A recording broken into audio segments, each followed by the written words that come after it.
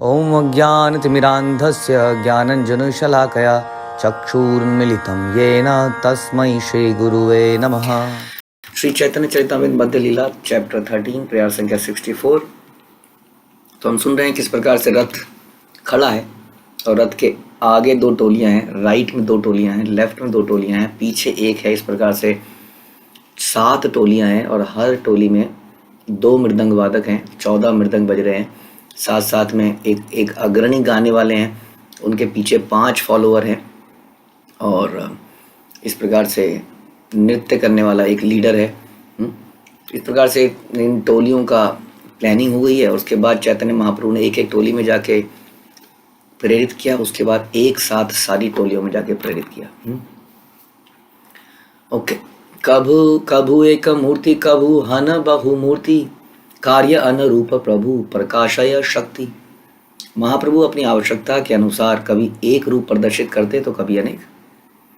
ऐसी उनकी अंतरंगा शक्ति द्वारा संपन्न हो रहा था। ऐसा कहते हैं कि हमने सुना कि भगवान को अपनी कार्य करने के लिए किसी को बोलना नहीं पड़ता। जैसे हम बोलते हैं ना, पानी पिला दो, प्रसाद दे दो, ये काम कर दो, ये सेवा कर दो। ऐसे कहते हैं भगवान हृदय में सोचते हैं और उनकी शक्तियां उनको पूरा करने में लग जाती हैं। ऐसा भाव होता है भगवान की शक्तियों में। इसलिए शक्तियां असाधारण हैं, जिनमें से एक राधा रानी जो है इलादनी शक्ति है। सोच सकते हैं आप कितना इंटरनली ये जानती हैं भगवान को कि भगवान के विचार करने पर ये उनकी इच्छाएं पूरा करने लग जाती हैं। उनको कोई आदेश देने की आवश्यकता नहीं है। इसलिए उसी शक्ति के अनुसार भगवान कभी अनेक रूप धारण कर लेते थे। हर ग्रुप के अंदर कभी वो एक रूप में आ जाते थे। लीला वेशे प्रभुर नाही निजानुसंधान इच्छा जानी लीला शक्ति करे समाधान। महाप्रभु अपनी दिव्य लीलाओं के दौरान अपने आप को भूल गए, किंतु उनकी अंतरंगा लीला शक्ति ने उनके मनोभाव को जानते हुए सारी व्यवस्था कर दी। यही हम चर्चा कर रहे थे कि उनकी जो लीला शक्तियाँ हैं, अंतरंगा शक्तियाँ हैं, जैसे राधा रानी जिसमें प्रमुख हैं, लीडर हैं, तो वो उनकी इच्छाओं को जानकर वो भूल चुके थे अपने आप को। लेकिन फिर भी जैसे हम भूल जाते हैं, छोटी मात्रा में देखिए, हम भूल जाते हैं कि हमें सांस लेना है, लेकिन सांस फिर भी चलती रहती है। ये हमारी भी ये इंटरनल शक्ति है, लेकिन ये हमारी शक्ति भगवान द्वारा ही संचालित है, हमारा इसमें कोई कंट्रोल नहीं है। इस प्रकार से अपने आप ही वो सब चल रहा है। उसी प्रकार से यहाँ पर भी भगवान की इच्छा जान के, उनके मनोभावों को जानते हुए सारी व्यवस्था कर दी। भगवान की अनेक शक्तियां हैं जो इतनी सुंदरता से कार्य करती हैं कि सारी चेतना, बल, कार्य भगवान की इच्छा से ही निर्देशित होते हैं। इसलिए कहते हैं, जैसे बाइबल में भी बताया जाता है कि क्रिएशन कैसे हुई। उसने बोला लेट देयर बी लाइफ, और लाइफ हो गई। यानी कि भगवान ने इच्छा करी कि लाइफ हो जाए, संसार निर्मित हो जाए, क्रिएट हो जाए, तो क्रिएट हो गया। कई सारी शक्तियाँ उसमें लग गई। विष्णु एक अलग से ही, विष्णु की कई सारी एक्सटेंशन हो गई। उन विष्णु ने अपने ऊपर वो काम ले लिया, फर्दर उन्होंने आगे ब्रह्मा जी को क्रिएशन में लगा दिया और इस प्रकार से सब कुछ अपने आप हो गया इच्छा मात्र से। श्री चैतन्य महाप्रभु ने अपनी योग शक्ति का प्रदर्शन एक ही समय प्रत्येक संकीर्तन टोली में उपस्थित रहकर किया। और इस प्रकार भगवान अपनी इच्छा से कुछ भी कर सकते हैं। इसलिए भगवान भगवद गीता में कहते हैं कि मेरे लिए कुछ भी करणीय नहीं है, मेरे लिए कुछ भी करणीय नहीं है, लेकिन फिर भी मैं कार्य करता हूं ताकि मैं दूसरों को प्रेरित कर सकूं। हाँ, अभी हमने सुना कि किस प्रकार से भगवान की शक्तियां सारा काम करती हैं, लेकिन फिर भी भगवान एक एक टोली में जाके स्वयं गा रहे और स्वयं नृत्य कर रहे हैं। इस प्रकार से एक लीडर की विशेषता होती है कि वो केवल आदेश नहीं देता है, वो खुद जाके कार्य करता है और उससे भी प्रेरित करता है। ऑल्दो जो फॉलोअर होते हैं वो उनकी इच्छाओं को पूर्ति करने में लगे रहते हैं, वो नहीं चाहते हैं कि वो करे, लेकिन फिर भी सेवक लीडर होते हुए ये हमारी जिम्मेदारी बनती है कि हम स्वयं के उदाहरण से भी दिखाएं, जैसे भगवान दिखाते हैं। नहीं तो थोड़े दिनों में सभी लीडर बन जाएंगे, सभी कुर्सियों में बैठेंगे और बोलेंगे तुम कर लेना, तुम ये कर लेना, तुम वो कर लेना। तो भगवान आदर्श प्रस्तुत करते हैं और यहाँ पर हर टोली में जाकर उपस्थित रह रहे हैं। और खैर दूसरा भाव ये है कि भगवान स्वयं ही इसका आनंद भी लेना चाहते थे, क्योंकि इसीलिए तो आए थे, अपने ही नाम का, अपने ही रूप का आनंद लेने के लिए राधा रानी के भाव में आए थे। तो अधिकांश लोगों ने सोचा कि वे एक जगह पर ही थे, किंतु कुछ लोगों ने देखा कि वह अनेक थे। चैतन्य महाप्रभु अंतरंग भक्त जान गए कि महाप्रभु एक होकर भी अपने आप को संकीर्तन टोलियों में अनेक रूपों में प्रदर्शित कर रहे हैं। जब श्री चैतन्य महाप्रभु नाचने लगे तो वे अपने आप को भूल गए और भाव आनंद में निमग्न हो गए, किंतु उनकी अंतरंगा शक्ति ने सारी व्यवस्था ठीक ठीक कर दी। अंतरंगा शक्ति और बहिरंगा शक्ति में यही भेद है। भौतिक जगत में काफी प्रयत्न करने के बाद ही बहिरंगा शक्ति कार्य करती है।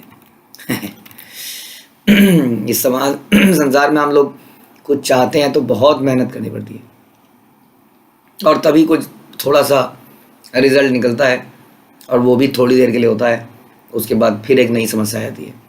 तो इस बहिरंगा शक्ति में ये जानबूझ के ऐसे बनाई गई है, इसको कॉम्प्लिकेट करा गया है ताकि व्यक्ति हमेशा ये याद रख सके कि ये उसकी नेचुरल जगह नहीं है, ये उसका घर नहीं है।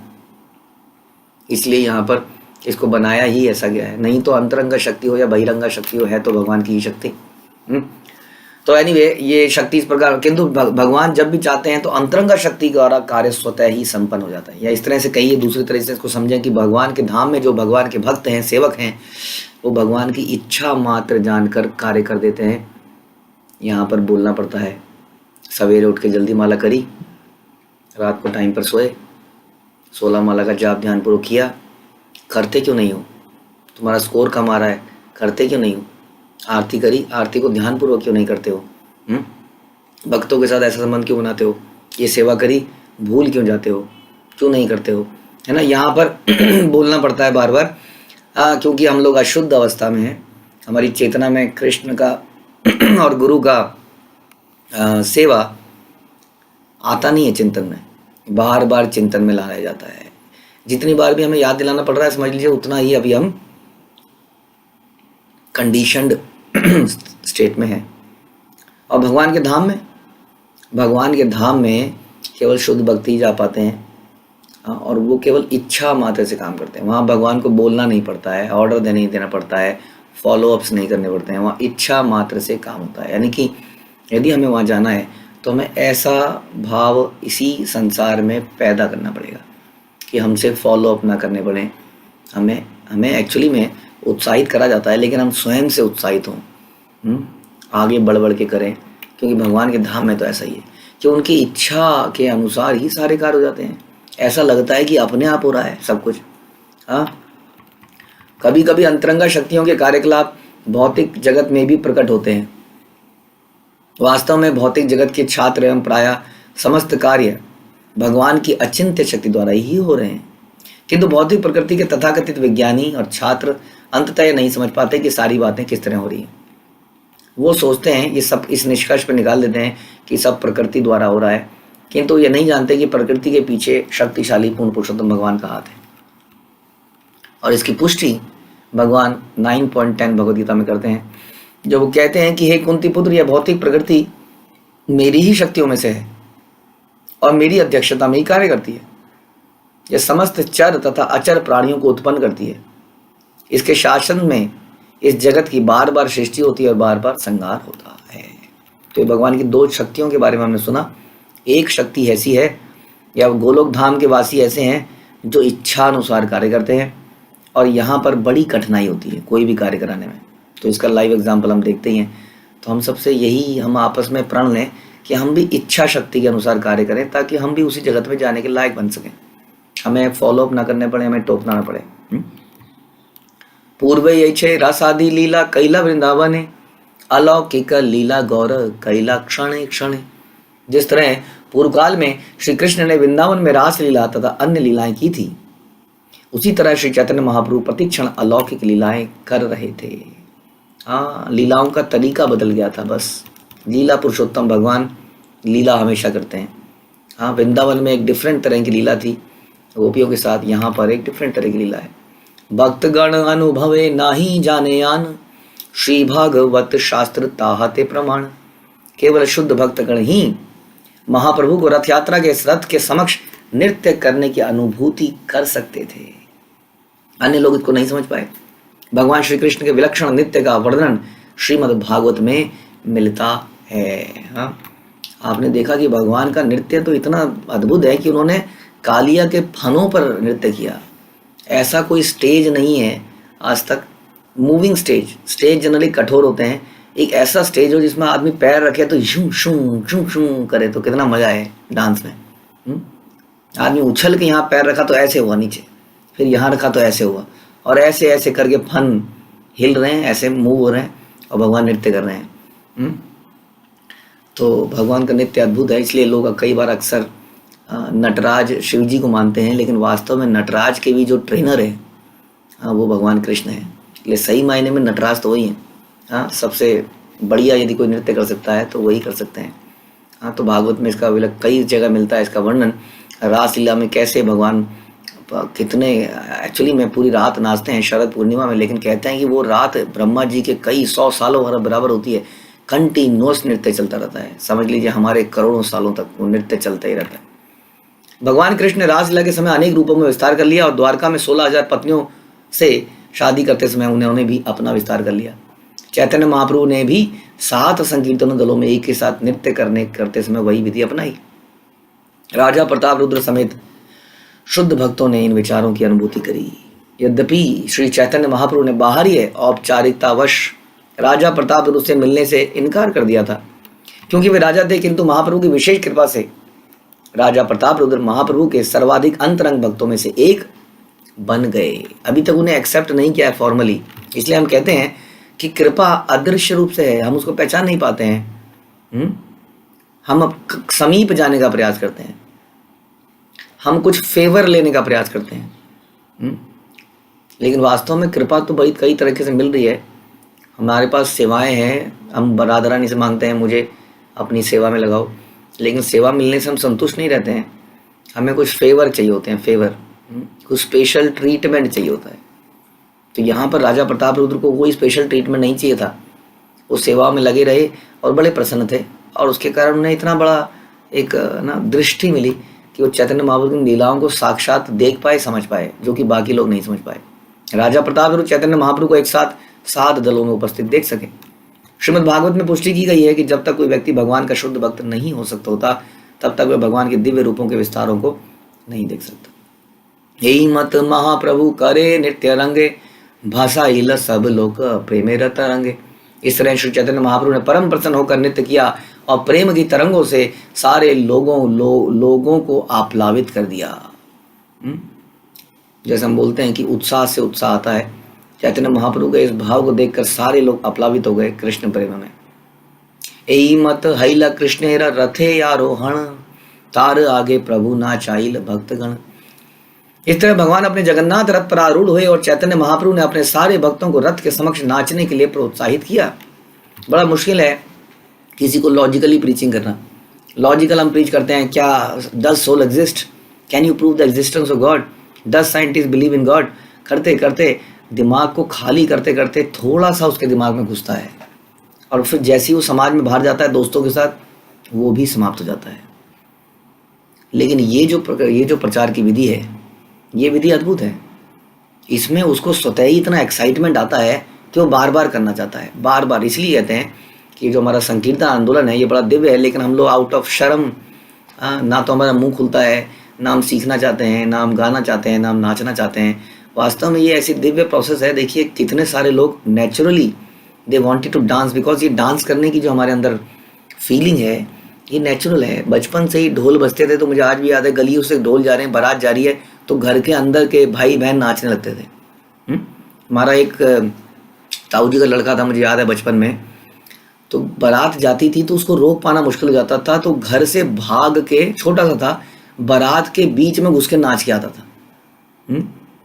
तो ऐसा हमने देखा है होते हुए। ये जो भाव है ना, ये स्वतः ही है। इसको क्यों ना कृष्ण भावनामृत बना लिया जाए। हर आदमी गाना चाहता है, इसलिए टीवी में इतने सीरियल, इंडियन आइडल और ये और वो क्या क्या चलता रहता है। गाना, बाथरूम में गाना, हर जगह गाना, कान में गाना। तो इसलिए क्यों ना इसको कृष्ण भावनामृत बना लिया जाए। इसलिए ये बहुत ही प्रभावित, बड़ी इफ़ेक्टिव मेथड है प्रीचिंग का, अगर इसको हम बढ़िया से कर सकें तो। लेकिन क्योंकि हम लोग बड़ा सोफिस्टिकेटेड बन गए हैं, हम लॉजिकली तो समझा देते हैं, सोल की एग्जिस्टेंस को प्रूव कर देते हैं, लेकिन ये एक्साइटमेंट पैदा नहीं कर पाते दूसरे के अंदर। और जानते हैं एक्साइटमेंट क्या है? हाँ, हम सुनते हैं ना, रुचि, आसक्ति, भाव, प्रेम, यही तो है रुचि, आसक्ति। रुचि आसक्ति में आदमी काम स्वाभाविक रूप से करता है, उसको बोलना नहीं पड़ता है। और रुचि आसक्ति प्रारंभिक अवस्थाओं में संकीर्तन में आ जाती है, प्रसाद में आ जाती है, नृत्य में आ जाती है, इन चीज़ों में प्रारंभ से ही आ जाती है। बाकी नाम में वैष्णव अपराध से दूरी करना, वो सब में तो पता नहीं कब आती है, लेकिन इन चीज़ों में आ जाती है। इसलिए इन चीज़ों को बड़ा अच्छे से करने की आवश्यकता है। कम से कम आपको भगवान ने एक गिफ्ट नहीं दिया है, यदि सुर का ताल का, तो कम से कम पार्टिसिपेट कर सकते हैं, ताली बजा सकते हैं, नाच सकते हैं, जैसा भी आपको ठीक लगे। प्रभुपाद ने तो ऐसा नाच बनाया, गोल धारे में एक पैर आगे एक पैर पीछे, मतलब मुझे लगता है कोई भी आदमी कर ले जिसको नाच नहीं भी आता है तो। एक गोल धारे वाले नाच तो आओ हाथ से हाथ मिलाएं, ये नाच कोई भी कर सकता है। बाकी स्पेशल नृत्य करने के लिए कुछ लोग हो सकते हैं जो अंदर स्पेशल नृत्य करें, सब स्पेशल मुद्राओं से, बड़ी डेलिकेट सौम्य सभ्य मुद्राओं से। याद रखें कि ऐसा ना लगे कोई जंगली नाच रहे हैं, ये भी नहीं लगना चाहिए। तो ये बार बार हम आजकल डिस्कस कर रहे हैं, और वास्तव में ये बहुत इफेक्टिव तरीका है लोगों को अपने आप ही। कितनी सुकृति होती है, आप जानते हैं कोई भगवान के आगे नाच लेता है गलती से अपने आप, तो उसको कितनी सुकृति मिल जाती है। हाँ, वो आपकी क्लास में एक बार आ जाएगा, 2 बार आ जाएगा, लेकिन हर क्लास के बाद यदि नृत्य हो जाए तो वो बार बार आएगा, और वो भी बड़े बड़े स्टाइल से। इसलिए भक्तों ने बड़े बड़े तरीके निकाल लिए हैं, रॉक डांस भी निकाल लिया है। वो यूथ फेस्टिवल में रॉक डांस कराते हैं और बच्चे उसमें नाचते हैं। हाँ, तो वैसे रॉक डांस हमारी परंपरागत तरीकों में से नहीं है, लेकिन समय काल परिस्थिति के अनुसार लोगों को प्रेरित करने के लिए वो बहुत अच्छी तरीका है। तो इसलिए सोचिए कैसे ऐसे प्रोग्राम्स का आयोजन कराया जाए अलग अलग जगह पर, जहाँ पर हमें कर पाए। आगे सुन जगन्नाथेर गुंडीचा गमन, तार आगे प्रभु ये छे करीला नर्तन। आप कृपा करके वह वृतांत सुनिए जिस समय भगवान जगन्नाथ गुंडीचा मंदिर जा रहे थे और महाप्रभु रथ के समक्ष नृत्य कर रहे थे। तो कृष्णदास कविराज कुछ बताना चाह रहे हैं, बताने से पहले ही उनके अंदर एक्साइटमेंट लग रही है। सुनो सुनो, ध्यान से सुनो, बताने जा रहा हूँ कुछ। एई मत कीर्तन प्रभु करीला कत क्षण, आपना उद्योगे नाचाइला भक्तगण। महाप्रभु ने कुछ समय तक कीर्तन किया और अपने प्रयास से सारे भक्तों को नाचने के लिए प्रेरित कर दिया। सब नाचने लगे। आपानी नाचिते अबे प्रभुर मन हैला, सात संप्रदाय तब एकत्र करीला। जब महाप्रभु का मन नाचने को हुआ तो सातों टोलियां आकर मिल गई। महाप्रभु ऐसे थोड़ी नाचेंगे। हमने सुना कि बाणासुर, उसके 1000 हाथ थे, वो 1000 हाथ से मृदंग बजाता था या ड्रम बजाता था। सोचिए कैसी आवाज़ आती होगी। और तब शिव जी नाचते थे उसके आगे, और शिव जी उससे इतने प्रसन्न हो गए, इतने प्रसन्न हो गए कि बाणासुर को जो बोल तू क्या चाहिए तेरे को। देखिए, शिव जी को भी प्रसन्न किया जा सकता है नाच गा के हाँ, तो आम आदमी की क्या बात करें। तो ये ऐसा प्रोसेस है। हाँ, तो अब चैतन्य महाप्रभु को नाचना था, तो ये क्या 2 मृदंग वालों से काम चलना नहीं था, क्योंकि वो तो हाँ कैसा नाचते थे आप जानते ही हैं। तो सातों टोलियां आकर अब मिल गई हैं एक साथ। श्रीवास रामाई रघु गोविंद मुकुंद, हरिदास गोविंदानंद माधव माधव गोविंद। श्रीवास रामाई रघु गोविंद मुकुंद हरिदास गोविंदानंद माधव तथा गोविंद इत्यादि महाप्रभु के सभी भक्त इकट्ठे हो गए। अब ये सारे अलग अलग लीडर हाँ अब यहाँ पे एक साथ आ गए हैं, टोलियां सारी एक साथ आ गई हैं। अब क्या होता है, उद्दंड उद्दंड नृत्य प्रभुर यबे हैल मना, स्वरूपेरा संगे दिल ही नव जन। जब श्री चैतन्य महाप्रभु ऊंचे कूदते हुए नृत्य करने का मन हुआ तो उन्होंने 9 लोगों को स्वरूप दामोदर के अधीन कर दिया। अब एक लीडर बन गया। लेकिन किसी के मन में ये नहीं आया ये बड़ा स्पेशल आदमी है। सच बता रहे हैं हम आपको, ये बात आपके हृदय में आती ही होगी। हाँ, हम बता रहे हैं क्योंकि हम मेरे हृदय में भी आ जाती है। लेकिन ये बात सही नहीं है। हम अपने अपने एरिया के लीडर होते हैं, लेकिन किसी एक लीडर के अंडर हमें डाल दिया। देखिए, जो जो सबसे सीनियर भक्त है उसके अंदर तो हम चुपचाप मेमने की तरह बने रहते हैं। हाँ, लेकिन यदि छोटी छोटी टोलियां बना दी जाएं अलग अलग सेवाओं की, उसमें सेवा के लीडर बना दिए जाएं, तो हर व्यक्ति अपने आप को सुप्रीम समझने लगता है। अब इन भक्तों को यदि किसी एक भक्त के अंडर कर दिया जाए जो इक्वल लेवल पर है, तो ये उसको कभी एक्सेप्ट नहीं करता है। सोच लीजिए हमारी कितनी कंडीशनिंग है, ज़बरदस्त कंडीशनिंग है। हमारी हालत बहुत गंभीर है, हम बहुत ही घटिया हालत में हैं, क्योंकि ऐसा अक्सर देखा जाता है। आँख बंद करके ज़रा सोचिए इस बारे में, क्या हमें दिक्कत नहीं होती?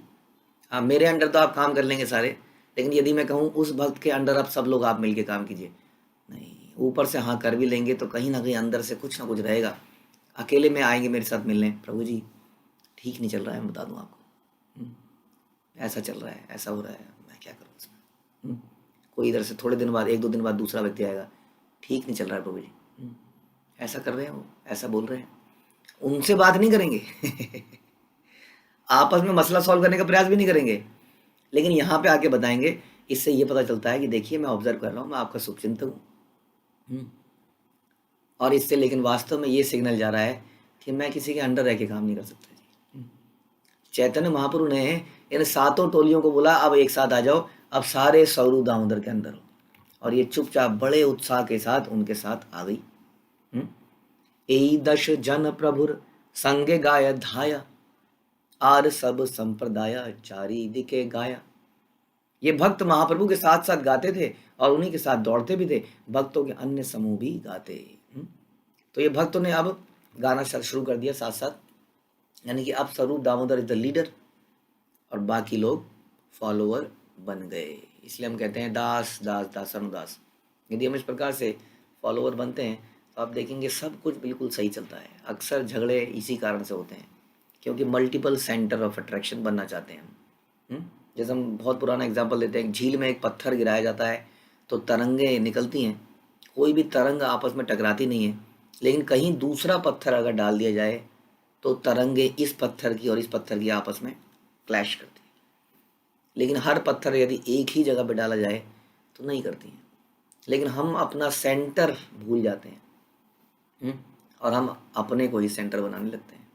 मेरा मान सम्मान मेरे लिए बड़ा महत्वपूर्ण हो जाता है, जबकि इस संप्रदाय में आया था मैं गुरु कृष्ण की प्रसन्नता के लिए, लेकिन over a period time her cheese habitual हो ही जाते हैं, हर चीज़ की वैल्यू खत्म हो जाती है। प्रारंभ में आया तो लगता है वो हरिनाम मिल गया, वो दर्शन मिल गए, वो कीर्तन मिल गया, वो लेक्चर मिल गए। धीरे धीरे धीरे वो चीज़ हमें हक लगने लगता है, आदी हो जाते हैं, हैबिचुअल हो जाते हैं, फैमिलियरिटी ब्रीड्स कंटेम्प्ट हो जाती है। हाँ, इस कारण से ये सब समस्याएं आने लगती हैं और ये वास्तव में प्रॉब्लमेटिक है। तो यहाँ पर हमने देखा कि सब लोग उनके आगे आए और वो गा रहे हैं और सब उनके साथ दोहरा रहे हैं। अब महाप्रभु नाच रहे हैं तो सब उनके हिसाब से सब लोग नाच रहे हैं, सब सिंक्रोनाइज हो गया, जो अभी अलग अलग था। दंडवत करी प्रभु योड़ी दुई हाथ, ऊर्ध्व मुखे स्तुति करे देखी जगन्नाथ। महाप्रभु ने हाथ जोड़कर नमस्कार करते हुए अपना मुंह जगन्नाथ जी की ओर उठाया और इस प्रकार प्रार्थना करी। यानी कि नृत्य करते हुए भी भाव प्रार्थना का ही है। इतना उद्दंड नृत्य करते हुए हम उद्दंड नहीं बन गए हैं। कई बार हमारे बच्चे बन जाते हैं, क्योंकि अभी वो बेचारे नए हैं, ट्रेनिंग नहीं है, तो उद्दंड नृत्य करते हैं, इतना उद्दंड हो जाता है कि उन्हें कई बार फिर रोकना पड़ता है, संभालना पड़ता है। हमेशा अपने दासत्व को हमेशा ध्यान रखना है, चाहे हम पूरे के पूरे उत्साह में क्यों ना हो। ध्यान रखिए, उत्साह में और क्या कहेंगे इसको, इस रजोगुणी कार्य में फर्क है, जिसमें आदमी पागल सा हो जाता है, इतना उत्साहित हो जाता है कि वो किसी मर्यादा को भूल जाता है, हर मर्यादा को भूल जाता है। इतना उत्साहित होने को नहीं कहा है, ऐसा उत्साह जिसमें संपूर्ण उत्साह है लेकिन संपूर्ण भाव भी है कि मैं हूँ तो दास ही।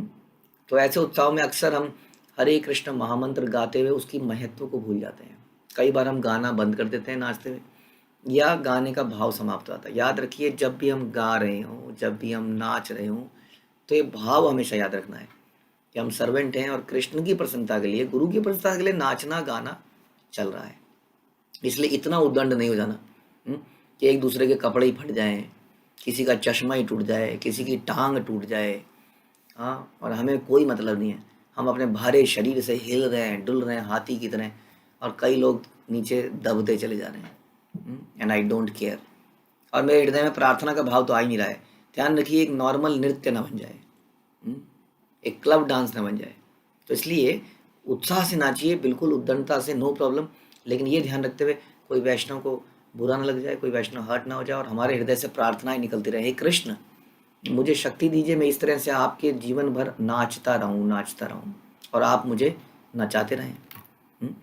तो चैतन्य महाप्रभु ने जगन्नाथ जी की तरफ अपना मुंह उठाया और प्रार्थना करी, नमो ब्रह्मणे देवाय गौ ब्राह्मण हिताय च जगत हिताय कृष्णाय गोविंदाय नमो नमः। मैं उन भगवान गोविंद कृष्ण को सादर नमस्कार करता हूँ। जो समस्त ब्राह्मणों के आराध्य देव हैं, जो गायों यानी कि ब्राह्मणों के आराध्य देव हैं। सुनिए, बड़ा महत्वपूर्ण श्लोक है, विष्णु पुराण से लिया गया है। आज की डेट में हर पंडित अपने आप को ब्राह्मण बोलता है, लेकिन वो उसके आराध्य कृष्ण नहीं है। सुनिए इस श्लोक को। नमो ब्राह्मणे गौ ब्राह्मण हिताय च जगत हिताय कृष्णाय गोविंदाय नमः। तो ऐसे गोविंद, ऐसे कृष्ण को मैं नमस्कार करता हूँ जो ब्राह्मणों के आराध्य हैं। लेकिन ब्राह्मणों ने तो मंदिरों में सारे के सारे देवताओं को भगवान के समान स्थिति दे डाली है। और वो कहते हैं किसी का भी नाम लो सब बराबर है। ये तो नाम अपराध हो गया कि भगवान के नाम को देवी देवताओं के नाम के बराबर समझना। और इस प्रकार से वो ब्राह्मण इसलिए ब्राह्मण नहीं है। तो यही बताया जा रहा है कि मैं उन भगवान कृष्ण को नमस्कार करता हूँ जो समस्त ब्राह्मणों के आराध्य देव हैं, जो गायों ब्राह्मणों के शुभ चिंतक हैं तथा सदैव सारे जगत को लाभ पहुंचाते हैं। मैं कृष्ण तथा गोविंद के नाम से विख्यात भगवान को बारंबार नमस्कार करता हूँ। तो नाचते नाचते भगवान ये बोल रहे हैं कि मैं इन सबको नाच करता हूँ। और उसके बाद क्या बोलते हैं, जयति जयति देवो देवकी नंदनो नंदनो सो, जयति जयति कृष्णो वृष्णिवंश प्रदीप, जयति जयति मेघ श्यामल कोमलांगो, जयति जयति पृथ्वी भारनाशो मुकुंदा। मैं पूर्ण पुरुषोत्तम, उन पूर्ण पुरुषोत्तम भगवान की जय हो जो देवकी पुत्र कहलाते हैं। मुकुंद माला से ये लिया गया। कितना क्लियर बताया जा रहा है कौन है पूर्ण पुरुषोत्तम भगवान।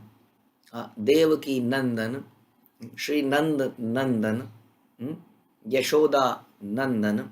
इसके बाद भी किसी को क्लियर नहीं है कि कृष्ण ही पुरुषोत्तम है। क्या बता रहे हैं कि पूर्ण पुरुषोत्तम भगवान की जय हो जो देवकी पुत्र कहलाते हैं। उन पूर्ण पुरुषोत्तम भगवान की जय हो जो वृष्णि वंश के दीपक हैं। उन पूर्ण पुरुषोत्तम भगवान की जय हो जिनके शरीर की कांति नए बादल की तरह है, जिनका शरीर कमल के फूलों के समान कोमल है। उन पूर्ण पुरुषोत्तम भगवान की जय हो जो संसार का असुरों के भार से उद्धार करने के लिए इस पृथ्वी पर प्रकट हुए और जो हर एक को मुक्ति दे सकते हैं। जयति जयति जयति जन निवासो देवकी जन्म वादो, यदुवर यदुवर परिष्ट स्वेर्दोर भिरस्यन धर्मम, स्थिर चर वृजनघ्न सुस्मित श्रीमुखेन व्रजपुर वनितानाम वर्धयंकाम देवम। भगवान श्री कृष्ण जन निवास हैं, अर्थात समस्त जीवों के परम आश्रय हैं। जन निवास उनके आश्रय हैं और देवकी नंदन और यशोदा नंदन भी कहलाते हैं। वे यदुवंश के मार्गदर्शक हैं। अपनी बलशाली भुजाओं से समस्त अशुभ वस्तुओं का तथा अपवित्र मनुष्यों का वध करते हैं। अपनी उपस्थिति से वे उन समस्त वस्तुओं का विनाश करते हैं जो चर तथा अचर जीवों के लिए अशुभ वस्तुओं का विनाश करते हैं। जो उनका हसमुख आनंददायक मुख वृंदावन की गोपियों की काम इच्छाओं को बढ़ाने वाला है, वो विजयी और सुखी हों। यह श्रीमद् भागवत से लिया गया। उसके बाद ना हम विप्रो न चर नर पर्तिनापि वैश्यो न शूद्रो, ना हम वर्णि न च गृह पर्तिनो वनस्थो यतिर्वा, किंतु प्रोद्यन निखिल परमानंद पूर्णामृताब्देर, गोपीर भर्तुर पद कमलयोर दास दास दासानुदास। रूप गोस्वामी कृत काव्य संग्रह पद्यावली से लिया गया, जो हम अक्सर बोलते हैं, जिसकी एक लाइन हम अक्सर बोलते हैं, अंतिम लाइन। इसमें बताया गया कि ना तो मैं ब्राह्मण हूँ, ना मैं क्षत्रिय हूँ, ना मैं वैश्य हूँ, ना मैं शूद्र हूँ, ना ब्रह्मचारी हूँ, ना ग्रस्त, ना वानप्रस्थ, ना सन्यासी। मैं तो गोपियों के भर्ता, गोपीर भर्तुर, गोपियों के भर्ता, उनके पालनहार भगवान श्री कृष्ण के चरण कमलों के दास का भी दास हूँ। वे अमृत के सागर के तुल्य हैं और विश्व के दिव्य आनंद के कारण स्वरूप हैं। वे सदैव तेजोमय हैं। तो इस श्लोक हम अक्सर पढ़ते हैं, जिसमें यह बताया गया कि भगवान वास्तव में, हम कोई भी वर्णाश्रम में हो, किसी भी स्थिति में हो, लेकिन हम हैं तो वास्तव में दास ही, और हमारी कोई पहचान नहीं है। इसलिए कहते सर्वोपाधि विनिर्मुक्तम, और कोई उपाधि हमारी नहीं है, यही उपाधि हमारी है। एत पढ़ी पुनरपि करिल प्रणाम, योड़ हाथे भक्त गण वंदे भगवान, शास्त्र के इन श्लोकों को सुनाने के बाद महाप्रभु ने पुनः नमस्कार किया और सारे भक्तों ने भी हाथ जोड़कर पूर्ण पुरुषोत्तम भगवान की वंदना करी। तो चैतन्य महाप्रभु ने अपने एग्जाम्पल से दिखाया कि इट इज़ ऑलवेज इम्पोर्टेंट कि हम कुछ भी कर रहे हों, हम ये याद रखें कि हर चीज़, हर वस्तु हम केवल कृष्ण की प्रसन्नता के लिए ही कर रहे हैं। उद्दंड नृत्य प्रभु करी या हुंकार, चक्र भ्रमी भ्रमे ये छे आलात आकार। जब श्री चैतन्य महाप्रभु बादलों जैसी गर्जना करते हुए और चक्र की तरह चक्कर लगाते हुए ऊंचा उछल उछल कर नाच रहे थे, तब वे घूमते अग्नि पुंज की तरह लग रहे थे। तो इस तरह से बीच बीच में ऐसा उद्दंड नृत्य भी चल रहा था और बीच बीच में प्रार्थनाएं भी चल रही थी, और ऐसा जैसे अग्नि पुंज, एक अग्नि का गोला इधर से उधर उछल रहा हो, कूद रहा हो, ऐसा प्रतीत होता था। यदि जलती हुई लकड़ी को तेजी से घुमाया जाए तो अग्नि के चक्र जैसी दिखती है। यह आलात आकार या आलात चक्र अर्थात आग का गोला कहलाता है। यह पूरा गोला अग्नि का नहीं होता, अभी तो एक ही जलती लकड़ी हिल रही होती है। इस प्रकार चैतन्य महाप्रभु एक व्यक्ति हैं, किंतु जब वे नाच रहे थे तो गोलाकार ऊंचा कूद रहे थे तो आलात चक्र जैसे लग रहे थे। ऐसे हम घुमाते हैं यदि अग्नि की लकड़ी को तो थोड़ी देर में गोला सा दिखने लगता है, वास्तव में गोला नहीं है। तो ऐसे चैतन्य महाप्रभु इतनी तेजी से हिल डुल रहे थे और उनके शरीर का इतना तेज था कि अग्नि पुंज लग रहा था। नित्य प्रभु यहाँ यहाँ पड़े पद तल, ससागर शैल मही करे टलमल। नाचते समय महाप्रभु जहाँ कहीं भी चरण रखते थे, पूरी धरती पर्वतों तथा समुद्रों समेत हिलती डुलती प्रतीत हो रही थी। यदि आप किसी रेलवे स्टेशन के आसपास रहते हैं, रेलवे लाइन के आसपास, तो ट्रेन जाती है तो पूरे घरों को महसूस होता है, घर जा रही है ट्रेन, हिलता सा है सब कुछ। समझ लीजिए ऐसे इस प्रकार जब महाप्रभु उछलते कूदते थे तो धरती हिलती डुलती सी प्रतीत होती थी। इतना उत्साह था उनके नृत्य में। और क्या था? स्तंभ स्वेद पुलक अश्रु कंप वैवर्ण्य, नाना भावे विवशता गर्व हर्ष दैन्य। जब चैतन्य महाप्रभु नाच रहे थे तो उनके शरीर के में आनंद के विविध दिव्य विकार उत्पन्न हो रहे थे। आनंद के विकार, ये विकार हमने देखे नहीं है क्योंकि हमारे हृदय में बहुत सारे द्वेष हैं, ईर्ष्याएं हैं, अनर्थ है। इन विकारों को लेने के लिए लोग नशा करते हैं, तब कुछ कुछ विकार ऐसे पैदा होते हैं जिसमें नशा करके आदमी हंसता है ना हंसता ही रहता है, बिना किसी मतलब के हंसता रहता है, समझ लीजिए वो नशे में है। तो इस तरह के विकार यहाँ बताए जा रहे हैं।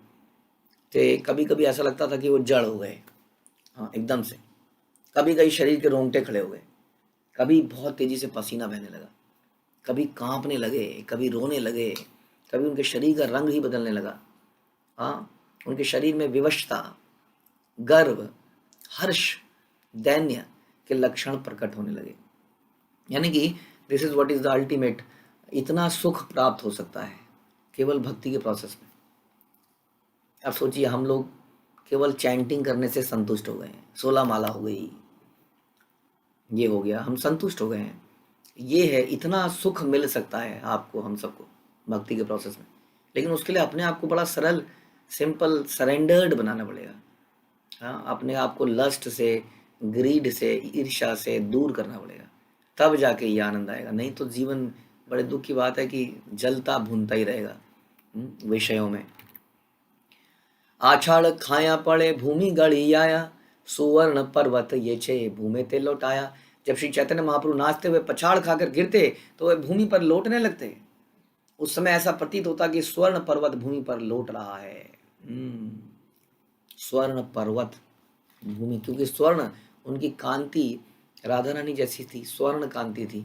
स्वर्ण का पर्वत, ऐसे ऐसे पर्वत सोचे अगर ऐसे ऐसे करने लग जाए, हाँ इस प्रकार से ऐसे गिरते थे वो, पछाड़ खा के गिरते थे और नीचे लौटते रहते। नित्यानंद प्रभु दुई हाथ प्रसारिया, प्रभु रे धरीते चाहे आश पाश धाया। देखकर नित्यानंद प्रभु अपने दोनों हाथ फैलाकर इधर उधर दौड़ रहे थे, महाप्रभु कहीं गिर न जाएं। यहाँ से उछले तो एकदम से कूद के पड़ते थे कि उन्हें पकड़ लें, यानी कि वो अपने आप को ये नहीं देखते थे महाप्रभु कि मैं गिर जाऊंगा, कहीं पर लग जाएगी। नित्यानंद प्रभु हमेशा आगे पीछे भाग रहे हैं कि उनको चोट न लग जाए, उनको पकड़ने का प्रयास कर रहे हैं। प्रभु पाछे बोले आचार्य, करी या हुंकार, हरि बोल भले बार बार। अद्वैत आचार्य महाप्रभु के पीछे पीछे चलते और बारंबार जोर जोर से हरि बोल का उच्चारण करते। अद्वैत आचार्य खुद ही एक्साइटेड हो रहे थे, हाँ वो अपनी एक्साइटमेंट नहीं रोक पा रहे थे, तो चैतन्य महाप्रभु के पीछे पीछे जाते जाते हरि बोल कर रहे थे। और वास्तव में इनका शरीर बहुत बूढ़ा था, एक बूढ़ा शरीर के अंदर इतना उत्साह। लोक निवारिते हैला तीन मंडल, प्रथम मंडले नित्यानंद महाबल। भीड़ को महाप्रभु के पास ना आने से रोकने के लिए भक्तों ने 3 वर्तुल बना लिए थे। पहला वर्तुल का निर्देशन नित्यानंद प्रभु कर रहे थे, जो साक्षात बलराम अर्थात महान शक्ति के स्वामी हैं। अब लोग क्या था, अब सोचिए जहाँ पे इतना करंट दौड़ रहा होगा जबरदस्त, तो लोगों का क्या हाल होगा। लोगों का भी मन कर रहा होगा सब कुछ फाड़ दो अपने कपड़े और बस नाचते रहो हरि नाम के अंदर। इतने करंट को रोकना बड़ा मुश्किल काम था, इतने हजारों लाखों की संख्या में, और सब चैतन्य महाप्रभु से चिपट जाना चाह रहे थे, उनकी धूल को सर पे लगाना चाह रहे थे। हाँ, इस प्रकार से उनकी इच्छा थी, तो कैसे रोका जाए उनको, ताकि महाप्रभु के इस भाव में, आनंद में कोई विघ्न ना आ जाए, बीच में कोई व्यक्ति ना आ जाए। तो इन लोगों ने अपनी एक समझ ली एक तरह की ह्यूमन चेन बना ली। इस तरह से रोकने के लिए लोगों को खड़े हो गए और अलग अलग टोलियाँ बनाई गई, उसमें बलिष्ठ लोग लग गए। अब स्वयं नित्यानंद प्रभु जो स्वयं बलराम थे, महान शक्ति के स्वामी थे, उनको वहाँ पे लगना पड़ा ताकि लोगों को रोक सकें। काशीश्वर गोविंदादि यत भक्त गण, हाथा हाथी करी हैला द्वितीय आवरण। काशीश्वर तथा गोविंद आदि सारे भक्तों ने एक दूसरे का हाथ पकड़कर महाप्रभु के चारों ओर दूसरा वृत्त बना लिया, ह्यूमन चेन बना ली हाथ पकड़कर, कि उसके अंदर, और वो भी 2-2 बना ली, जैसे चक्र भी होता है, एक भारी, उसके अंदर से कोई निकल भी आया तो एक दूसरी घुसने ना दिया जाए किसी को, और अंदर महाप्रभु अपने पूरे भाव में नृत्य कर सके। कई बार लोग आउट ऑफ कंट्रोल हो जाते हैं, हमें हमेशा ध्यान रखना चाहिए। जैसे मंदिरों के दर्शन खुलते हैं, आदमी सोचता है बस मैं ही दर्शन कर लूँ, कोई और कर ना पाए, और उस वक्त देखता नहीं है किसी को, रौंद के चलने का प्रयास करते हैं। ध्यान रखिए, बड़ी उत्साह तो होना चाहिए, लेकिन ध्यान रखिए ना, उत्साह के साथ हमने बोला कहीं वैष्णव अपराध तो ना हो जाए। कितने सारे वैष्णव आसपास खड़े हैं, सबको दबा के आप ही का दर्शन करना इतना आवश्यक है क्या? क्यों नहीं है भाव से दर्शन करते हैं, क्यों नहीं विनम्रता से करते हैं, क्यों नहीं अपने आप को हीन माना जाए और आराम आराम से जब मौका मिले तब दर्शन किया जाए। लेकिन हमने देखा है सारा पेशेंस समाप्त हो जाता है भक्तों का। तो धैर्य भी बड़ा इंपॉर्टेंट है, क्योंकि आसपास सारे ही भक्त हैं, इसलिए बड़ी धैर्यता से, हाँ, उत्साह और धैर्य, उत्साहत निश्चय धैर्यात एक साथ, ये सारी चीजें एक साथ करने की जरूरत है। उत्साह भी है और धैर्य भी। उत्साह कैसे है, 4 घंटे हो गए यहीं पर खड़े हुए, लेकिन फिर भी खड़े हैं, खड़े रहेंगे, दर्शन करेंगे, ये उत्साह है। उत्साह का मतलब केवल उछलना कूदना थोड़ी है। हाँ, और निश्चय, इसलिए ये तीनों चीजें एक दूसरे की पूरक हैं, उत्साह निश्चय धैर्य। कैसे हम उत्साह भी रखें, हम कैसे, जैसे प्रसाद में तो अक्सर ही ये मुसीबत से आ जाती है। कहीं पर प्रसाद हो रहा है, सब लोग ऐसे टूट के पड़ते हैं कि पहले हमारा हो जाए क्योंकि खत्म हो जाएगा, बाद वालों को मिले ना मिले। तो जिनको नहीं मिलेगा वो भी तो कोई भक्ति होगा ना, तो मुझे ना मिले, ऐसा भी तो हो सकता है। यहाँ नहीं मिलेगा तो क्या मैं कहीं और से प्रसाद नहीं पा पाऊंगा? कहीं और से मिलेगा, कुछ तो मिल ही जाएगा। इसलिए बड़ी शालीनता, उत्साह के साथ साथ धैर्य और निश्चयता भी बड़ी जरूरी है। लेकिन यहाँ पर क्या किया गया है, यहाँ पर इन्होंने हाथों की पंक्तियां बना ली है। बाहिर प्रताप रुद्र लैया पात्र गण, मंडल हैया करे लोक निवारण। महाराज प्रताप रुद्र तथा उनके निजी सहायकों ने दोनों भीतरी वर्तुलों के चारों ओर एक तीसरा वर्तुल बना दिया, जिससे भीड़ अधिक निकट ना आ सके। अब ये तीसरा भी वृत्त बना दिया ह्यूमन चेन का, जिसके कारण कोई भी अंदर ना आ पाए। और आगे बहुत ही अच्छी लीला हुई। राजा प्रताप रुद्र का भी अब भाव, वो अपने राजा होने के भाव को भूल गए, और वो भी कुछ करने लगे, जिसका वर्णन हम अगली कक्षा में सुनेंगे। श्री चैतन्य चरितामृत की जय, श्रील प्रभुपाद की जय, श्री कृष्णदास कविराज की जय।